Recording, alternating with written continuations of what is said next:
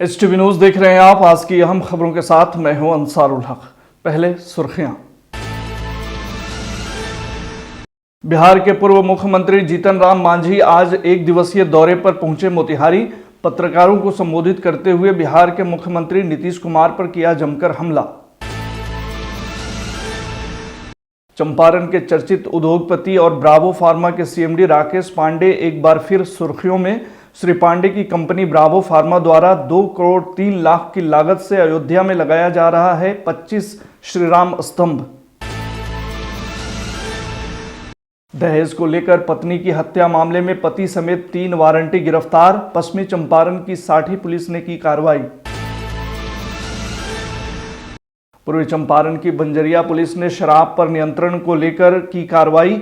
देसी चुलाई शराब के साथ एक धंधेबाज को किया गिरफ्तार, भेजा जेल। पश्चिमी चंपारण में फिर दिखा रफ्तार का कहर। लापरवाह ट्रैक्टर चालक ने बाइक सवार को रौंदा। नेपाली युवती की घटनास्थल पर हुई मौत।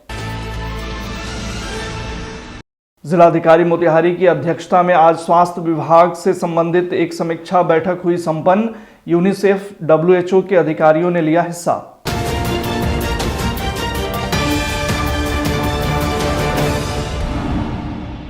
बिहार के पूर्व मुख्यमंत्री जीतन राम मांझी आज एक दिवसीय दौरे पर मोतिहारी पहुंचे। इस दौरान मोतिहारी सर्किट हाउस में उन्होंने पत्रकारों को संबोधित करते हुए बिहार के मुख्यमंत्री नीतीश कुमार पर जमकर हमला बोला। उन्होंने जातीय आरक्षण 65 से बढ़ाकर 75% करने पर कहा कि नीतीश कुमार जबरदस्ती खुद का पीठ थपथपा रहे हैं। श्री मांझी ने नीतीश कुमार के विशेष राज्य के दर्जा की मांग पर तंज कसते हुए कहा कि जब नीति आयोग ने विशेष राज्य के दर्जा के विषय पर घोषणा कर दिया है कि किसी को विशेष राज्य का दर्जा नहीं दिया जाएगा, तो पत्थर पर सर पटकने से क्या फायदा। उन्होंने कहा कि जब वह खुद भारत सरकार में मंत्री थे, उनके बड़े भाई केंद्र में मंत्री थे, तब तो उन्होंने कुछ नहीं किया। मौके पर भाजपा के स्थानीय विधायक प्रमोद कुमार के अलावा भाजपा के जिला प्रवक्ता सुधांशु रंजन एवं अन्य भाजपा और हम के नेता मौजूद थे। पिपरा कोठी में भुइयाँ बाबा और माता सबरी पूजन समारोह है, जो राजकीय समारोह के रूप में मनाया जाता है। ये बहुत खुशी की बात है कि इस समाज के लोगों का शायद ये पहला है। ऐसे तो पर्वत पुरुष दशरथ मांझी जी के भी जन्मदिन या पुण्यतिथि को राजकीय समारोह के रूप में मनाया जाता है, और उस अवसर पर यहाँ के पूर्व मंत्री और माननीय विधायक, नगर विधायक प्रमोद बाबू ने 2-3 बार हमें यहाँ आने के लिए निर्देश दिया कि आप आइए, यहाँ अच्छे लोग जुड़ते हैं और आपके समाज के लोग हैं, तो बात स्वाभाविक है कि आज शेड्यूल कास्ट में भी भुइयाँ मुसहर जो कम्युनिटी के लोग हैं वो बहुत नीचे पैदान पर हैं। उनको संगठित करना, उनका विकास होना बहुत आवश्यक है।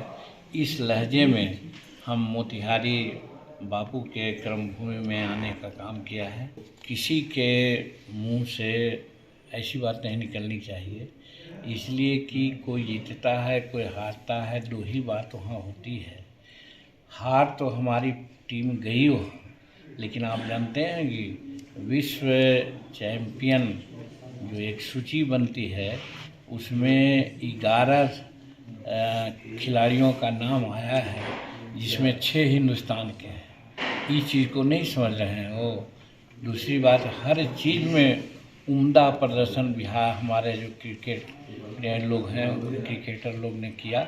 जीत हार तकनीकी है, कुछ रनों से हार गए, लेकिन खेल में हर विधा में ऑस्ट्रेलिया से हमारा हिंदुस्तान के लोग काफ़ी आगे बढ़ के ये किए। और आपने भी देखा होगा कि जीतने वालों को सब प्रशंसा करते हैं, लेकिन हमारे प्रधानमंत्री नरेंद्र मोदी जी हारने के बाद वो ड्रेसिंग रूम में गए और भारतीय क्रिकेटर्स को कितना बड़ा संबल और साहस दिया, यही कह करके कि चिंता मत करो, तुम लोगों का खेल उम्दा रहा, हार जीत अलग बात होती है।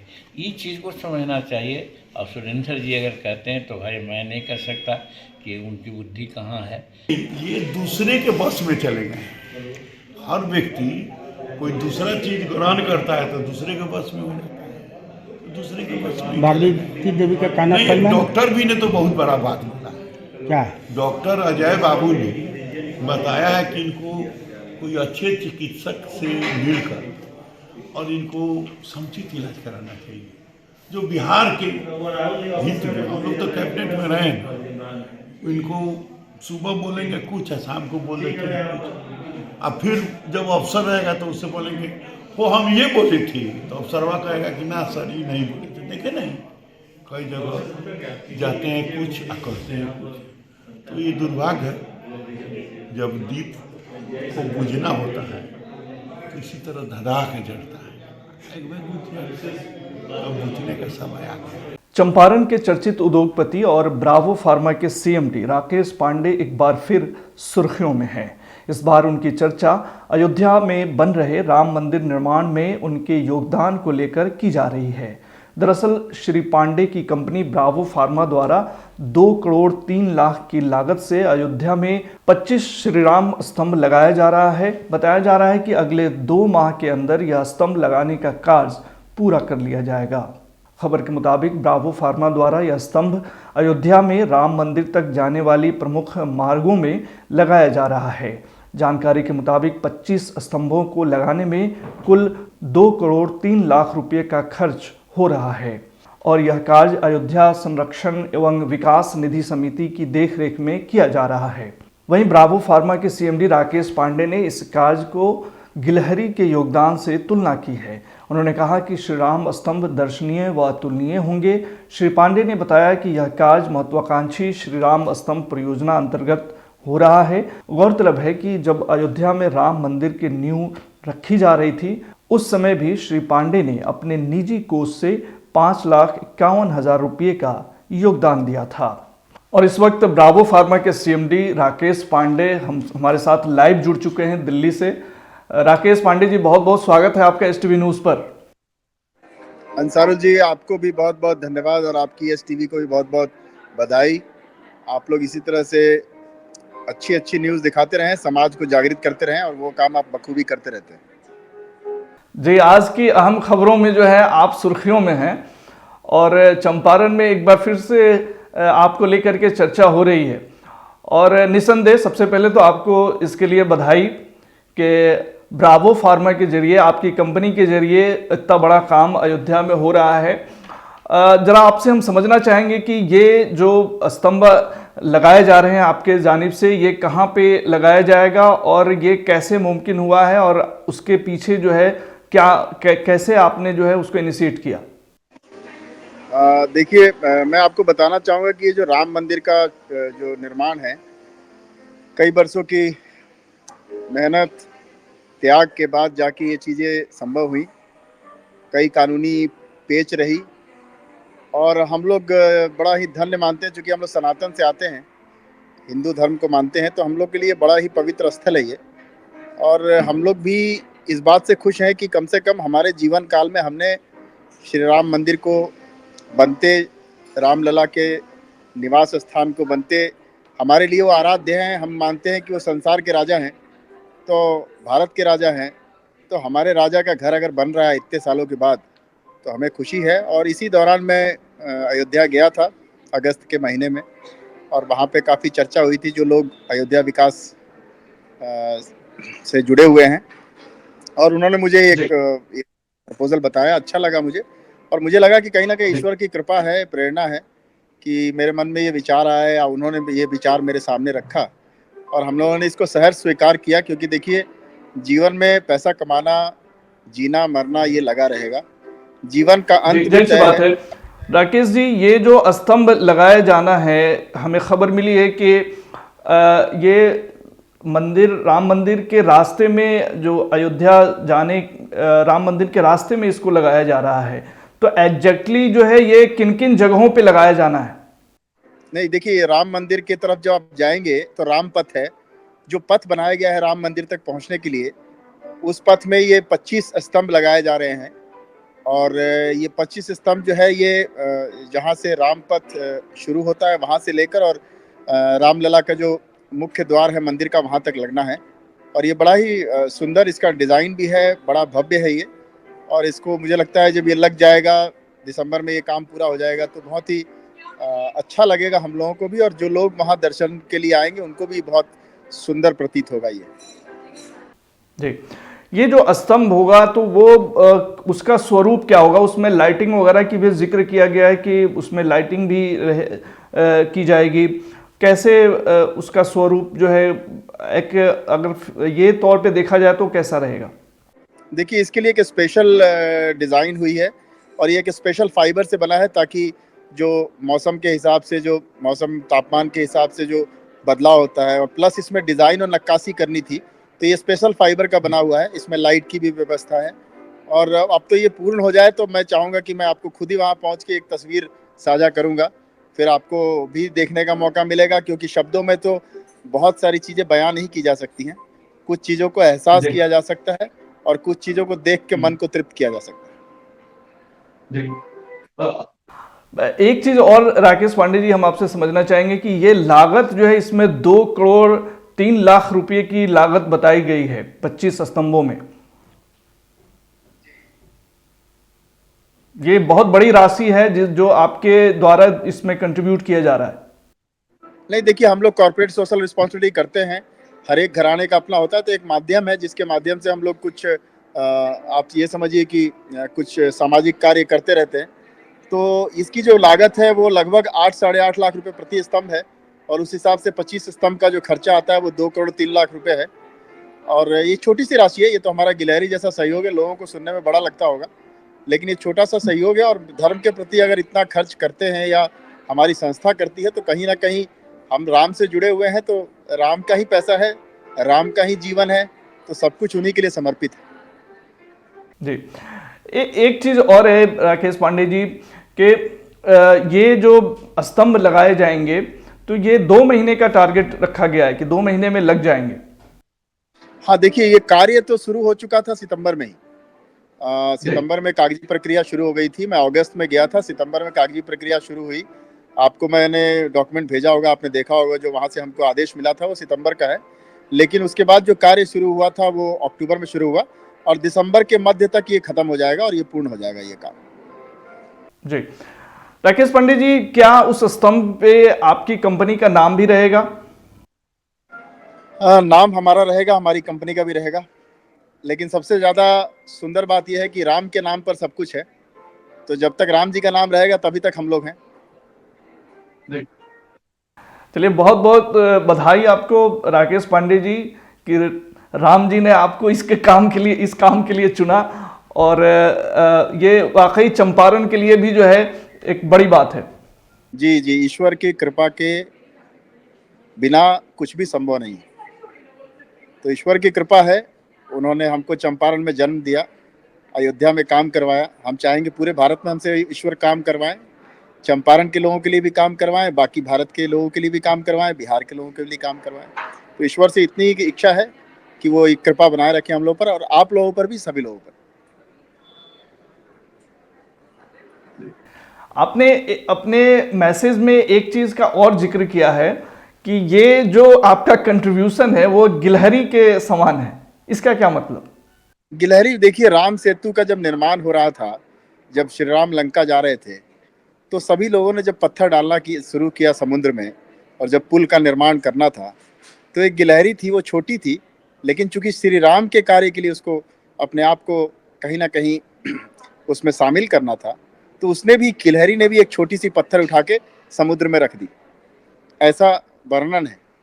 तो मैं इसी तरह मानता हूँ कि इतना दिव्य, इतना भव्य कार्य हो रहा है, कई करोड़ों रुपए का इसमें खर्च है, तो मेरा जो योगदान है वो तो गिलहरी का योगदान ही माना जाएगा। बहुत बहुत शुक्रिया राकेश पांडे जी, तमाम जानकारी साझा करने के लिए। बहुत बहुत धन्यवाद अंसारुल जी, जुड़ने के लिए, और चंपारण के लोगों को मेरा प्यार कहिएगा। तो राकेश पांडे जिनसे हम बात कर रहे थे, इस वक्त दिल्ली में हैं, और दिल्ली से वो हमारे साथ लाइव जुड़े थे। निसंदेह राकेश पांडे जी का जो ये काम है उसकी चारों तरफ सराहना हो रही है। पश्चिमी चंपारण की साठी पुलिस ने दहेज को लेकर पत्नी की हत्या के आरोप में आरोपी पति को आज गिरफ्तार कर लिया। गिरफ्तार आरोपी की पहचान थाना क्षेत्र के समहौता गांव निवासी असगिल मियां के रूप में की गई है। घटना के संदर्भ में बताया जा रहा है कि 19 नवंबर की दोपहर करीब 2:30 बजे समहौता गांव में एक नवविवाहिता की हत्या दहेज लोभियों ने कर दी थी। मामले में बगहा पुलिस जिला के रामनगर थाना अंतर्गत वरवा बंजरिया निवासी मृतिका शहनाजा खातून के पिता नूरुल होदा ने साठी थाने में आवेदन दिया था। आरोप है कि उसकी बेटी शहनाजा खातून का विवाह समहौता निवासी असगिल मियां से बीते फरवरी में किया गया था।